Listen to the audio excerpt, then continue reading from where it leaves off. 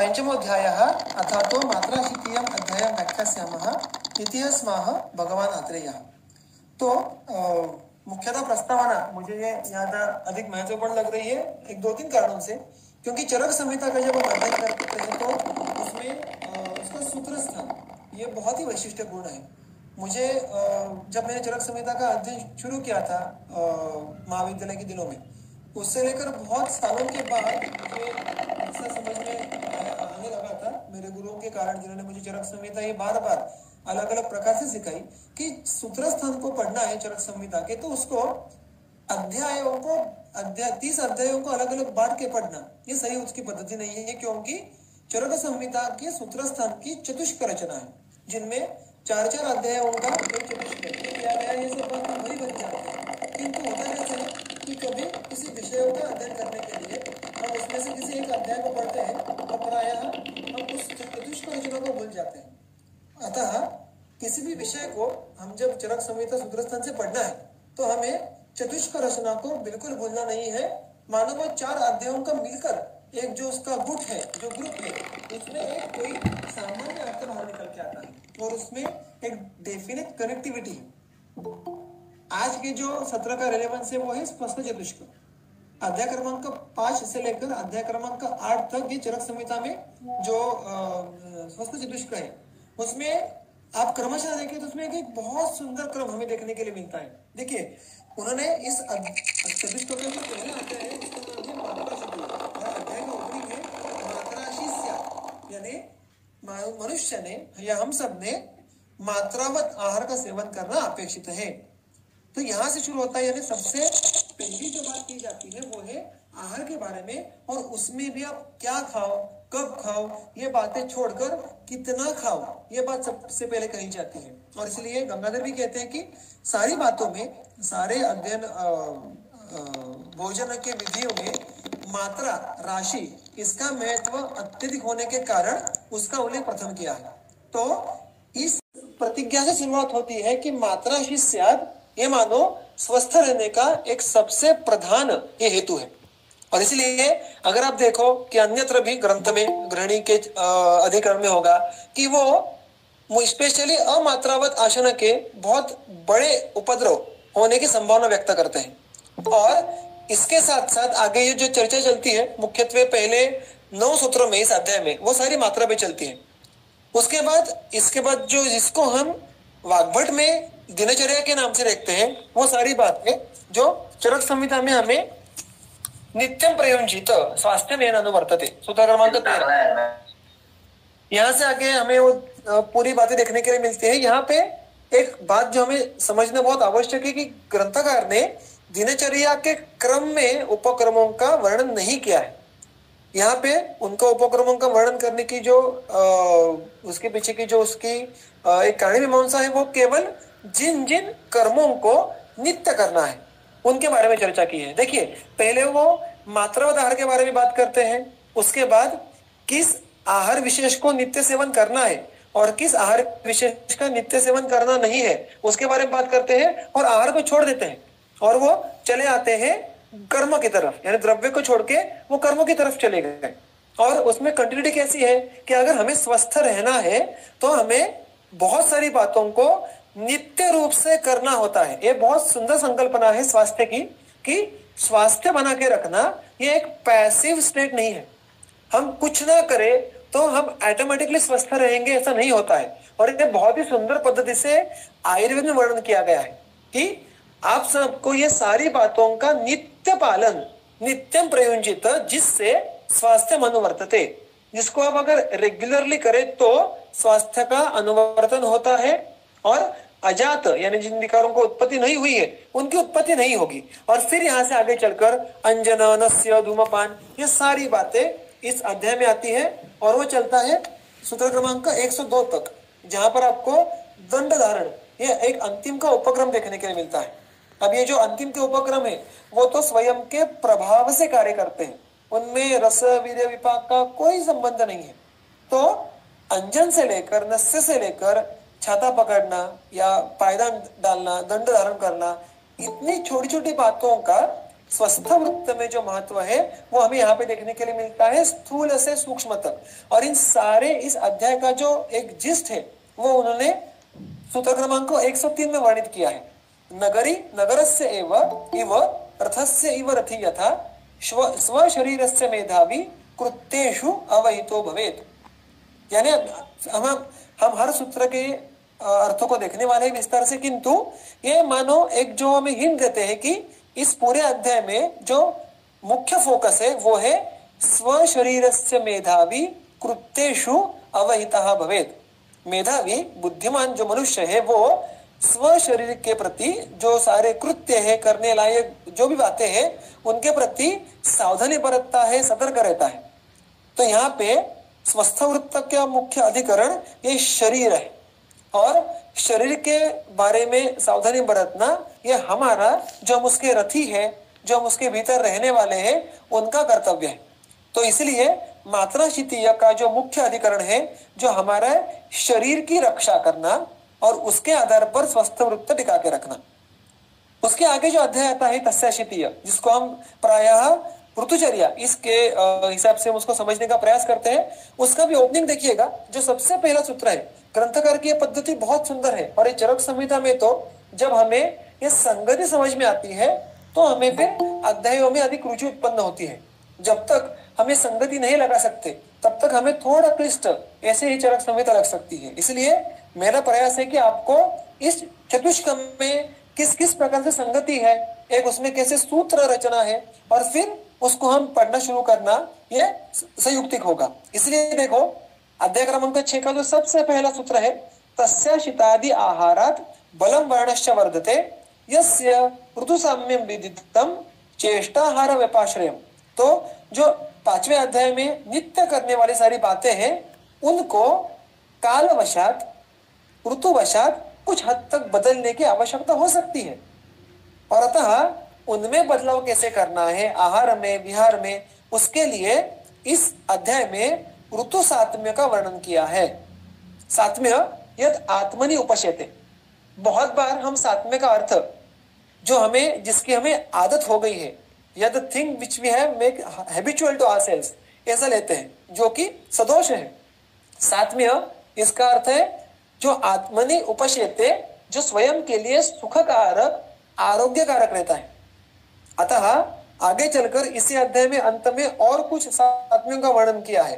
तो यहाँ पे स्वस्थ वृत्त का जो आगे का एक महत्वपूर्ण जो एक मुद्दा है कि काल सात्म्य या ऋतु सात्म्य, यानी कालवशात हम किस प्रकार से बदलाव करना आवश्यक होता है। और काल सात्म्य का एक जो बेसिक सिद्धांत है कि काल के गुणों के विपरीत हमें आहार विहार का पालन करना पड़ता है। और ये सारा जो वर्णन है वो सूत्र क्रमांक 49 तक आगे रुकता है। वहां पे क्या लिखा है देखिए, इत्युक्तम ऋतु सात्म्यम यत् चेष्टाहार व्यपाश्रयम। आगे आपके आंखों के सामने अगर चक्रपाणी होंगे तो वहां पे वो कहते हैं उपसंहरति। ये रचना प्रमा मैडम के सत्रों के कारण मुझे समझ में आई। ऐसा शब्द तो बहुत बार देखा था, उपसंहार करते हैं, ऐसा इस शब्द का उपयोग तो हम मराठी हिंदी में भी करते हैं, किंतु हमारे तंत्रों की एक जो विशिष्ट रचना है उसमें उपसंहार इस शब्द का उपयोग तब करते हैं कोई विशिष्ट विषय का वर्णन का समापन होता है, और उस जोड़ी को कहते हैं उपक्रम उपसंहार। उपक्रम यानी बिगिनिंग ऑफ अ टॉपिक, उपसंहार यानी फिनिशिंग ऑफ अ टॉपिक। और ऐसे मोर देन वन टॉपिक्स हमें एक अध्याय में देखने के लिए मिलते हैं, और जिसको हम हमारी परिभाषा में प्रकरण कहते हैं। ये आपको सारी बातें चरक सूत्र के क्रमांक 30 में देखने के लिए मिलेंगे कि हमारे तंत्र की, हमारे संहिता के पढ़ने की पद्धति क्या है। उसको मैं तो उदाहरण स्पष्ट करने का प्रयास कर रहा हूँ कि सूत्र स्थान है, ये स्थान विशेष हुआ, उसमें अध्याय है, उन अध्यायों को चतुष्क में बांटा है, तो चतुष्क का एक विषय है, उसके बाद हर एक अध्याय का एक विषय है, और हर एक अध्याय में एक से अधिक प्रकरण की होने की संभावना है।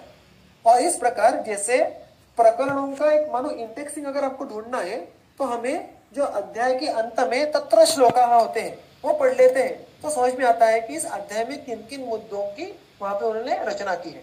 तो इस प्रकार उपसंहार यानी यहाँ पे ऋतु सात्म्य यानी काल सात्म्य का वर्णन संपूर्ण हुआ।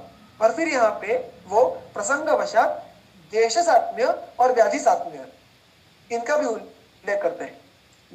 अब जिस प्रकार जिस ऋतु में हमारी चर्या अपेक्षित है वो उस ऋतु के विपरीत गुणों से अपेक्षित है, उसी प्रकार देश तात्म्य यानी हम जिस देश में वास्तव्य कर रहे हैं उसमें जिस दोष की प्रकोप की संभावना है, गुण विशेष है, उस विपरीत गुण विशेष का सेवन करना यह अपेक्षित है। और आमय अर्थात यहाँ पे उन्होंने प्रसंग वशात आमय यानी व्याधि सात्म्य यानी फिर वही बात व्याधि के विपरीत गुणों का वर्णन ये अपेक्षित है, किंतु ये यहाँ पे केवल उल्लेख किया है क्योंकि व्याधियों के विपरीत यानी क्या, चिकित्सा हुई, पथ्य हुआ, वो सारा विषय आएगा चिकित्सा स्थान में। तो इस प्रकार यहाँ पे उन्होंने जो नित्य प्रयोग करने वाले आहार विहारों में काल पश्चात बदलाव करने की आवश्यकता होगी, ये बातें यहाँ पे रखी। तो शरीर के अधिकरण को रख के जो बदलाव हमें अपेक्षित है वो यहाँ में देखने के लिए मिलते हैं। अब इसके आगे का जो अध्याय है न वेगान धारणीय, 7वां अध्याय, तीसरा अध्याय स्वस्थ चतुष्क का। अब इसमें मजे की बात देखिए कि इसमें किन किन विषयों का वर्णन है। अध्याय का नाम तो न वेगान धारणीय है और इसमें शुरुआत में जो अधारणीय और उसके बाद धारणीय वेगों की उल्लेख आता है और उसके बाद जो वर्णन शुरू रहता है, जो सिलसिला शुरू रहता है वो है अशस्त्र कर्म, फिर वो वाक, देह, मानस, ये सारे कर्म। उसके बाद व्यायाम, इस कर्म के बारे में उल्लेख आता है। उसके बाद जो अति साहस जिसको हम कहते हैं, ऐसे कर्मों का उल्लेख आता है। तो ये शुरुआत का काफी हिस्सा इस अध्याय का कर्मों के बारे में, क्योंकि वेग का धारण करना, वेग का उदीरण करना, ये भी कर्म है। और जब जब कर्म की बात आती है शरीर संबंध, तब वायु के बारे में सोचना ये अत्यावश्यक हो जाता है। अतः हम ऐसा कह सकते हैं कि यहाँ पे उन्होंने शरीर का जो एक अति सूक्ष्म हिस्सा है वायु नामक, उसको ध्यान सामने रखकर यहाँ पे उन्होंने वेग, शारीर, वाक और मानस, ये सारे कर्म, उसके बाद व्यायाम, अति साहस, इनके बारे में यहाँ पे उन्होंने उल्लेख किया है। क्योंकि वायु का स्वास्थ्य को बना के रखना ये कितना आवश्यक है वो पुनश्च वातकला कलिय में स्पष्ट करते हैं। और उसके लिए इस अध्याय के जो स्वस्थ वृत्त के उपाय है उनका पालन करना ये अधिक आवश्यक है। उसके बाद अब एक बहुत ही वैशिष्ट्यपूर्ण जो एक वर्णन यहाँ पे आता है वो सूत्र क्रमांक 39 और 40। देखिए मैं एक सिर्फ आपको स्काई व्यू देने का प्रयास कर रहा हूँ। हम इस सारे अध्यायों में क्रमशः सूत्रों को देखेंगे, किंतु एक चतुष्क की रचना कैसी है इसके लिए मैं आपको एक फास्ट उसका एक रिव्यू दे रहा हूँ। तो इसमें कुछ सूत्र स्किप होंगे, किंतु उसकी अभी चिंता मत कीजिएगा। तो इस अध्याय में सूत्र क्रमांक 39 से लेकर 40, ये सूत्र जिसको हम हमारे परिभाषा में, महाविद्यालय की परिभाषा में प्रकृति कहते हैं, अर्थात वो प्रकृति ही है, लेकिन चरक संहिता में प्रकृति इस परिभाषा का विभिन्न अधिकरणों में विभिन्न अर्थ से उपयोग किया है। उसके बारे में भी आगे जाके देखने वाले हैं। यहाँ पर उन्होंने जो हमारे गर्भादि यानी गर्भाधान के समय शरीर के जो सबसे पहला स्वरूप होता है, तब दोषों के प्राधान्य के अनुसार जो शरीर पे हमारा दोष प्राधान्य देखने के लिए मिलता है जन्म के बाद भी, उसको प्रकृति कहा है। और यहाँ पे वो कहते हैं कि अभी तक आपने जो सारा स्वस्थ वृत्त के उपाय हमने देखे, उसके लिए आपको अभी व्यक्ति सापेक्षता देखना आवश्यक है। अभी तक व्यक्ति सापेक्षता, सब्जेक्टिविटी, इसका उल्लेख नहीं था। जो बातें करनी है वो सबको करनी है, नित्य करनी है। फिर उसमें अब बातें आई कालवशात, देशवशात, ये कैसे बदलाव करने हैं। और अभी इसमें यहाँ पे आगे जो बात आती है वो व्यक्ति वशात बदलाव कैसे करने हैं। तो ये सारे के सारे स्वस्थ वृत्त के व्यवहार उसी प्रमाण में, उसी पद्धति से सारे व्यक्तियों ने करने हैं, ऐसा भी नहीं है। तो कैसा है, तो हमें इन दोष प्राधान्यों को जानकर सूत्र क्रमांक 41 में देखिएगा, विपरीत गुणस्तेषां स्वस्थ वृत्ते विदिता। तो हमें व्यक्ति के प्रकृति को जानकर उस प्रकृति के विपरीत जो भी स्वस्थ वृत्त के उपाय है उनको मुख्यत्वे करना है। देखिए स्वस्थ वृत्त में भी सब्जेक्टिविटी है। हम प्रायः ये बात गर्व से कहते हैं कि Ayurveda is a tailor made medicinal science, लेकिन जब प्रिवेंशन की बात आती है तो उसमें भी उतना ही टेलर मेड अप्रोच रखने की जो आवश्यकता है वो यहाँ पे सुस्पष्ट हो जाती है। किन व्यक्तियों को अभ्यंग की आवश्यकता नहीं होगी, किन व्यक्तियों को अभ्यंग की 2 बार आवश्यकता होगी, किन व्यक्तियों को कोई विशिष्ट अवयव में अधिक अभ्यंग की आवश्यकता होगी, एंड सो ऑन। उसमें तेल बदलेगा, उसके द्रव्य बदलेंगे, इतनी वैरायटी एक एक कर्म में हमें करने की आवश्यकता होगी। इतना सूक्ष्म विचार हमें देने का जो एक बहुत बड़ा प्रयास किया है चरक संहिता में, ये इस अध्याय में किया है। और इसके बाद जो अंत का बड़ा एक जो यहाँ पे वर्णन आता है सूत्र क्रमांक का 45 से लेकर 50 तक, वो यथा काल जो हमने देखा है कि स्वस्थ वृत्त के अनुषंग से शोधनों का वर्णन, और शोधन पश्चात रसायन वाजीकरण की जिससे धातुओं में स्थैर्य आ जाए और उस कारण व्याधि का जो अनागता बाधा है, व्याधि उत्पत्ति होने की संभावना ही ना हो, यहाँ तक उसका वर्णन है। और देखिए बहुत ही सुंदर यहाँ पे उन्होंने एक मोड़ लिया है कि सूत्र क्रमांक 50 तक जो मुख्यत्वे बातें चलती है वो सारी शारीर व्याधियों को आंखों के सामने रख के चलती है। हमने बात देखी थी कि शरीर स्व शरीर, ये सारा वर्णन मुख्यत्वे शरीर को हमारे आंखों के सामने रख के किया था। इसलिए जब जब व्याधियों की बात होती थी अभी तक के इन 2.5 के ऊपर अध्याय में, तब वो शारीर व्याधियों के बारे में अपेक्षित थी। किंतु हमारा जो व्याधियों का वर्गीकरण है उनमें हम ये बात जानते हैं कि मानस भी व्याधि होते हैं, आगंतु भी व्याधि होते हैं। ऐसे अलग अलग जो भेद है उनका कॉग्निजेंस अभी तक नहीं लिया गया था, क्योंकि यह ग्रंथ अग्निवेश तंत्र ये मुख्यत्वे युक्ति व्यापाश्रय चिकित्सा का तंत्र है। इस तंत्र में हमें सत्वावधि चिकित्सा, दैव व्यापाश्रय चिकित्सा, इसके सूत्र रूप से वर्णन मात्र मिलता है, उसका एलेबोरेशन हमें इस तंत्र में नहीं मिलेगा। अतः यहाँ पर युक्ति व्यापाश्रय चिकित्सा करने के लिए जितना वर्णन आवश्यक है उतना वो करते हैं, बाकी बातों का वो सूत्र रूप से वर्णन करते हैं। और वही बात वो यहाँ पर भी कर रहे हैं कि अब वो क्या कह रहे हैं कि देखो विधि ऐसा विकाराणाम अनुपत्तो निदर्शितः, सूत्र क्रमांक 50, कि अभी तक हमने जो विधि कही वो विकारों के अनुत्पत्ति के लिए की है। कौन से विकार? निजानाम, यानी अभी तक जो सारी बातें ऊपर की गई थी वो निज विकारों की अनुत्पत्ति के हिसाब से की गई थी। फिर बाकी उन विकारों के बारे में क्या? इतर ऐशाम तु उपनिषते, तो बाकी जो विकार बचे हैं, जो उनका विभाजन बचा है, उनके बारे में हम अलग वर्णन करेंगे। वो वर्णन कहाँ पे है? वो वर्णन इसके बाद आता है सूत्र क्रमांक 51 से आगे। ये भूत विषय वायुअग्नि संप्रहार आदि संभवा। देखिए इस सूत्र में क्या है? आगंतवो रोगा, यहाँ पे जिन हेतुओं से होते हैं वो। फिर उसके बाद मनोविकारा, बहुत सुंदर। बहुत बार एक बड़ा भ्रम होता है कि आयुर्वेद के मनोविकार या मानस विकार यानी कौन से? उन्माद, अपस्मार। ऐसा बिल्कुल नहीं है। मनोविकार यानी जिन विकारों में मानस दोष वृद्ध होते हैं, और मानस दोष कौन से हैं? रज और तम। और उनके वृद्धि से, उनके वैषम्य से हमें क्या अभिव्यक्त होता हुआ देखने के लिए मिलता है? ईर्ष्या, शोक, भय, क्रोध, मान, द्वेष इत्यादि। तो ये सही मायने में मनोविकार है। और उन्माद, अपस्मार, इनको टीकाकार कहते हैं शारीर मानस विकार। केवल मानस विकार में हमारी युक्ति व्यापाश्रय चिकित्सा की जो भूमिका है वो ना के बराबर है, अतः उसका विस्तार वो यहाँ पे करते ही नहीं है।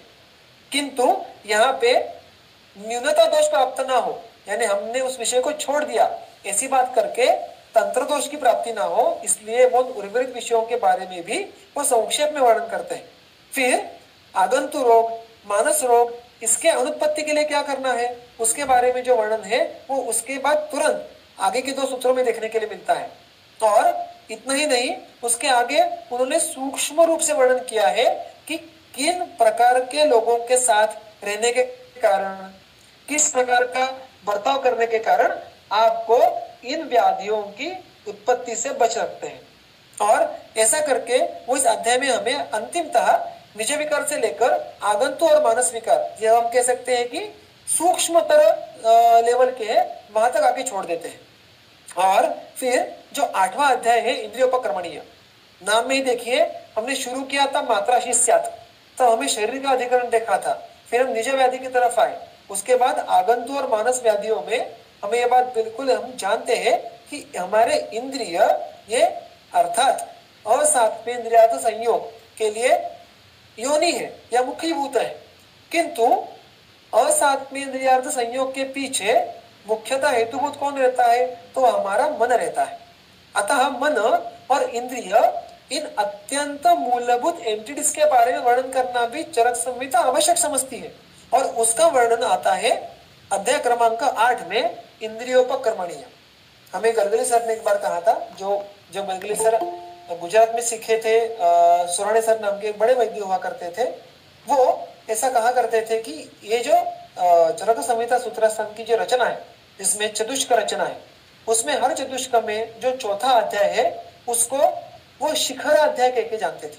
शिखर यानी पीक, यानी उसमें ग्रंथकार उस चतुष्क का कोई विशेष संदेश, कोई अत्यंत महत्वपूर्ण बात हमें कन्वे करना चाहते हैं, और वो समझना ये हमारा कर्तव्य है, वो हमें ढूंढना है, we have to seek that. और वो बात जानकर हमें वो बात याद करके हमें ये बात यहाँ पे समझनी है कि ये 8वां अध्याय भी मानो इस स्वस्थ चतुष्क का शिखर अध्याय है।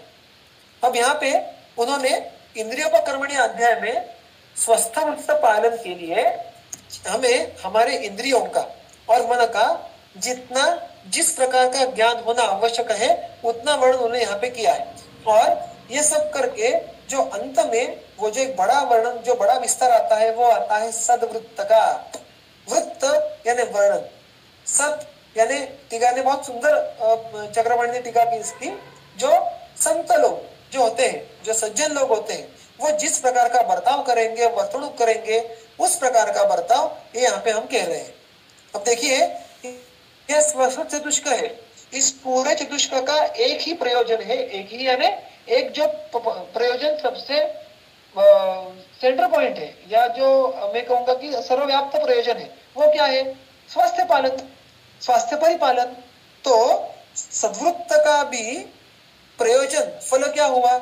तो स्वास्थ्य रक्षा। किंतु इसमें बहुत सुंदर एक जो एडिशन करते हैं चरकाचार्य सूत्र क्रमांक 18 की शुरुआत में, वो क्या कहते हैं? तदहि अनुतिष्ठन युगपद संपादयति, यानी आप अगर सद्वृत्त का पालन करो, उसकी उपस्थिति ये आपके बर्ताव में रखो, तो संपादयति, आपको प्राप्ति होती है। किसकी? अर्थद्वयम, दो अर्थों की। You get two benefits out of सद्वृत्त। फर्स्ट, आरोग्यम। देखिए, जब ग्रंथकार ऐसा कोई कोरिलेशन एस्टेब्लिश करते हैं, ऐसे कोई बात कहते हैं कि आपको ये पालन करने से ये मिलेगा, तो उसमें यत्किंचित भी अपवाद होने की संभावना होती नहीं है कि अगर आपको यथाविधि पालन करोगे तो आपको आरोग्य प्राप्ति होने ही वाली है।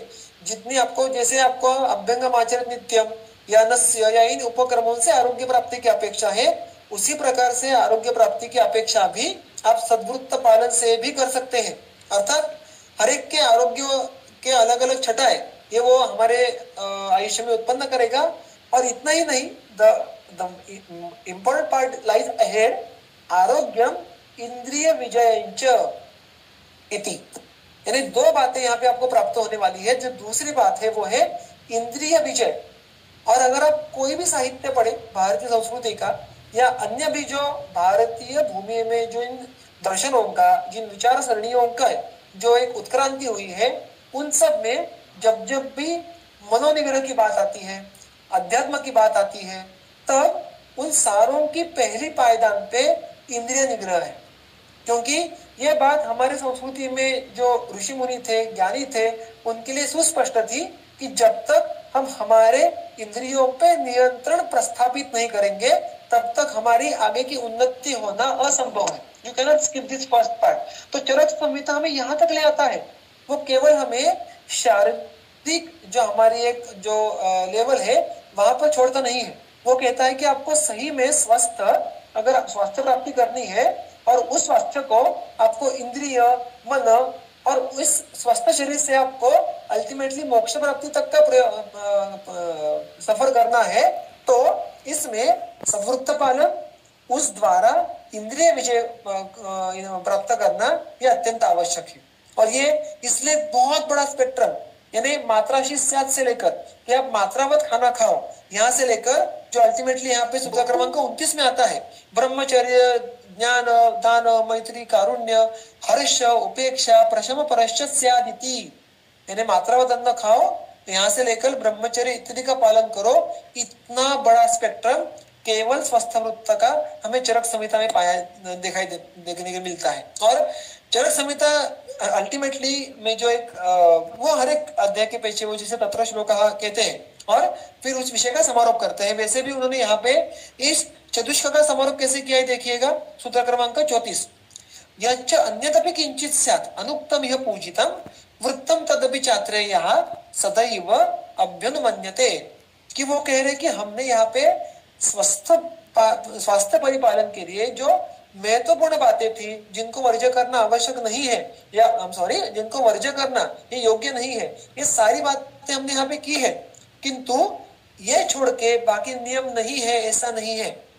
ये छोड़कर अन्यदपि किंचित, जो भी अन्य बातें होंगी जो पूजित है, जो समाज के द्वारा, धर्मशास्त्रों के द्वारा, सज्जनों के द्वारा पूजित है, उस प्रकार का बर्ताव, वृत्तम यानी वर्तन, उसका भी हमेशा उसका अनुमोदन करना चाहिए, पालन करना चाहिए। और इसलिए इसके आगे का जो पूरा भाग आता है वो जो हमारे पारंपरिक धर्मशास्त्र है। धर्मशास्त्र का, धर्म शब्द का अर्थ, यह हमारी संस्कृति में रिलीजन ये कभी नहीं हुआ करता था। धर्म संकल्पना या रिलीजन संकल्पना ये हमें अपेक्षित नहीं है। जो हमारा पुरुषार्थ है या धर्मशास्त्र ये संज्ञा आती है तो धारयति इति धर्मः, जो समाज का, जो मनुष्य प्राणी एक समूह में रहते हैं, उस समूह के एक जीवन का धारण करने के नियम विशेष है, रचना विशेष है, उसको पालन करने के जो संकेत है वो धर्म में आते हैं। और अतः वहां पे जो संकेत नियम आते हैं उनका भी पालन करना ये भी यहाँ पे पूजित है। ऐसी यहाँ पे एक बात कह के वो स्वस्थ चतुष्क का यहाँ पे समापन करते हैं। तो इतना एक बहुत बड़ा स्पेक्ट्रम यहाँ पे हमें स्वस्थ चतुष्क में देखने के लिए मिलता है। और एक बहुत ही वैयक्तिक अनुभव यहाँ पे, अनुभव यानी बात कहना चाहूंगा कि बहुत अभी कुछ सालों के पहले तक, यानी महीनों के पहले तक हमारा ऐसा होता है कि हम शारीरिक जो स्तर पे जो सारे स्वस्थ के उपक्रम है उनको ही नहीं करते। सद्वृत्त की तो आगे की बात है, किंतु ऐसे जीवन में हमारे आयुष्य में पड़ाव आते हैं कि हमें हमारे मन पे, हमारे इंद्रियों पे कार्य करने की जो एक भावना है वो प्रखर से जागृत होने लगती है। और शायद अभी हर एक के आयुष्य में वो बात कब आती होगी पता नहीं, किंतु जब मेरी उम्र के, जो मेरे वयो के अवस्था के जो भी लोग होंगे उनको ये बात बहुत बार अनुभूत होती होगी कि हमें हमारे मन पे, हमारे इंद्रिय पे काम करना आवश्यक है शरीर के साथ साथ। और उसके लिए मेरे जैसा जो व्यक्ति है जो सब कुछ आयुर्वेद में ढूंढने का प्रयास करता है कि मैं आयुर्वेद के द्वारा, आयुर्वेद के मार्ग से कैसे करूं, मुझे एटलीस्ट कोई संकेत मिल जाए। सारे मुझे जो मार्ग है वो यहाँ पे एकदम चॉप आउट प्लान जैसे नहीं मिलेंगे, किंतु मुझे दिग्दर्शन बिल्कुल मिलेगा, ऐसा मेरा दृढ़ विश्वास है। और मुझे इस बात का, जो कहते हैं ना कि बगल में छोरा और गांव पर ढिंडोरा, वैसे है कि सद्वृत्त का मैंने जब इस अनुषंग से वाचन किया और फिर मैंने इसके जो मैंने मेरे वैयक्तिक उपयोग के लिए इसका एक मैंने फोटो निकाल के रखा, उसके बाद जेरॉक्स निकाल के रखी, और जब भी कोई बात आंखों के सामने आती है, कोई दुविधा रहती है और कोई भी मानस स्तर पे कोई बातें जो वैषम्य युक्त होती है, तब सद्वृत्त वाचन के लिए मैं लेने का प्रयास करता हूँ। और उनके पीछे का प्रयोजन ना भूलते हुए उनमें जो जो बातें कही है वो यथावत हमसे पालन कैसे की जाए, ऐसे दिन भर हमारे मन में रहे, ऐसा प्रयास करता हूँ। और सही मानिएगा कि कुछ हद तक 5-10% जो भी उसमें यश प्राप्त हुआ है वो केवल सद्वृत्त पालन करने का प्रयास के कारण हुआ है। तो इतना सूक्ष्म व्यवहार जो हमें हमारे इंद्रिय मन के स्वास्थ्य तक ले जाता है, ये सारी बातें हमें स्वस्थ वृत्त का अध्ययन, चतुष्क का अध्ययन और पालन करने से प्राप्त होने वाली है। तो हमें प्रयास जरूर रहेगा कि ये सारी बातें ऐसे आगे चलती रहे। और यहाँ तक हमें हमारा सफर तय करना है, यह मेरा कहने का आज ये मैसेज था। तो हम फिर एक बार पहले सूत्र की तरफ आते हैं जो एक ही पंक्ति का है, उसको आज देख लेते हैं और फिर उसके आगे का जो सारे वाचन है वो हम कल के सत्र में कंटिन्यू करेंगे। देखिए जो सूत्र है पहला, मात्राशी स्यात् आहार मात्रा पुनः अग्निबलापेक्षणी। मात्राशी स्यात् इस क्रियापद के रूप को कहते हैं विधिलिंग, यानी ऐसा कीजिएगा। ये एक सजेशन है, वो आपको सलाह दे रहे हैं कि आपने मात्राशी स्यात् यानी मात्रा में आहार का सेवन करना है। क्यों, किस प्रकार की मात्रा? आहार मात्रा पुनः अग्निबलापेक्षणी। वो ये बात स्पष्ट कर देते हैं कि ये मात्रा किसकी है? आहार की। ऑब्वियसली वो अग्निबलापेक्षणी है। यहाँ पे ये बात अर्थात ये हमने सूत्र सबने पढ़ा होगा, सीखा होगा, और इसका अर्थ बहुत ही सुस्पष्ट है। इसमें टीकाकारों ने कुछ इंटरेस्टिंग इनपुट दिए हैं। वो कहते हैं कि देखो, मात्राशी स्यात्, यहाँ पे जो अश ये शब्द आया है उसका अर्थ अशितम, खनितम, पीतम, लीढ़म, ये जो चतुर्विध आहार होता है उसमें से सिर्फ अशित वाला आहार ऐसा मत लो। जो जो सार आहार है उसका समावेश इस अशी इस शब्द में आ जाने वाला है। और आगे चलकर आहार मात्रा पुनः अग्नि बलापेक्षिणी, तो कहते हैं कि आहार मात्रा, ऐसा फिर एक बार कहने की आवश्यकता क्या थी, आप सिर्फ मात्रा इतना ही कह दीजिएगा। तो वो कहते हैं कि ऐसा नहीं, क्योंकि मात्राएं अनेक विध बातों की होती है।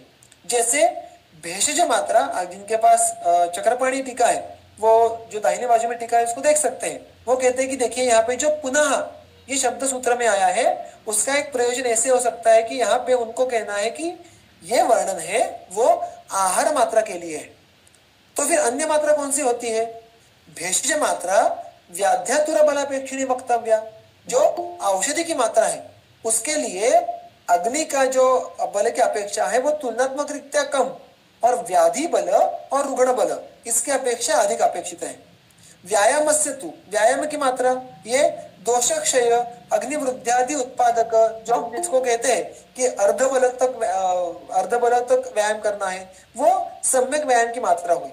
यानी यहाँ पर आहार मात्रा के बारे में बात कर रहे हैं, और जब भी आहार मात्रा की बात आएगी तब अग्नि बलापेक्षिणी वो मात्रा हमेशा अग्निबल के अपेक्षा से निश्चित होगी, तय होगी। ये बात यहाँ पे वो सुस्पष्ट करते हैं। और फिर उसके बाद वो आगे के सूत्र का उदाहरण करते हैं। मैं सूत्र पढ़ लेता हूं। यावत् ही अस्य अशनम अशितम अनुपहत्य प्रकृतिम यथा कालम जराम गच्छति तावद अस्य मात्रा प्रमाणम वेदितव्यम भवति। इसका मात्र हम जो संधि समास है वो थोड़े छुड़वा के शब्दशः अर्थ देख लेते हैं और फिर विराम लेते हैं, क्योंकि इसका काफी अच्छा विवरण हमें कल के सत्र में देखना है आराम से।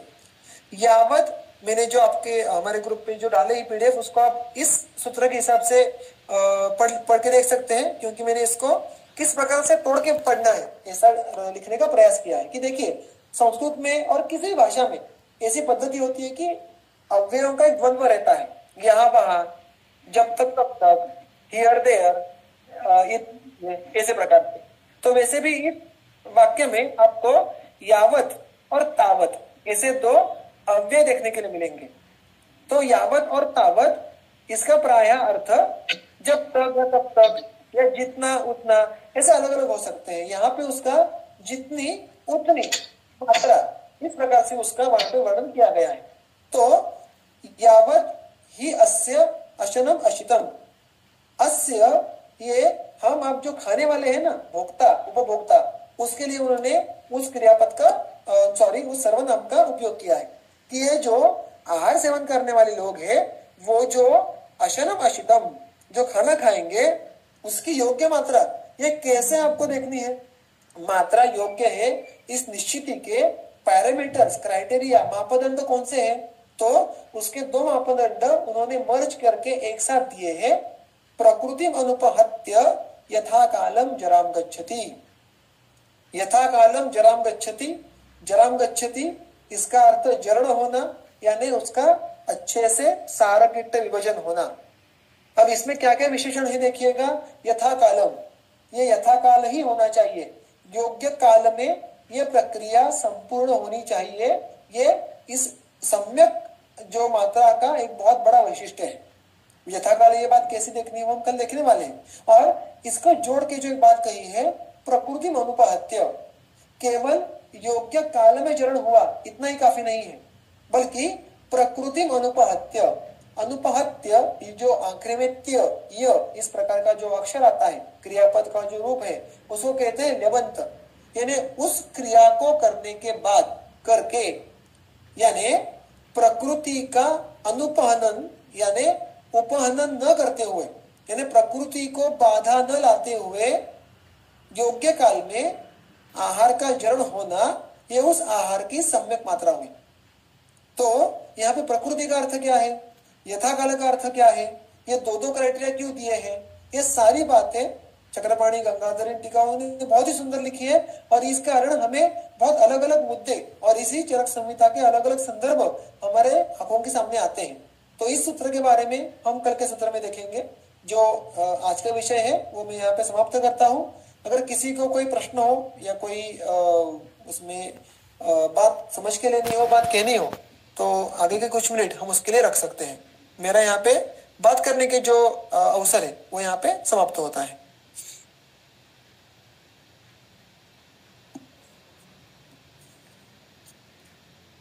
आपको इसके बाद भी अगर कोई प्रश्न उपस्थित हो तो आप ग्रुप पे भी डाल सकते हैं। मैंने इसीलिए ग्रुप के सेटिंग्स फिर एक बार ओपन किए हैं। कृपया इस विषय के संबंध में प्रश्न डालने का प्रयास करना, यथामति हम उसका उत्तर देने का बिल्कुल प्रयास करेंगे।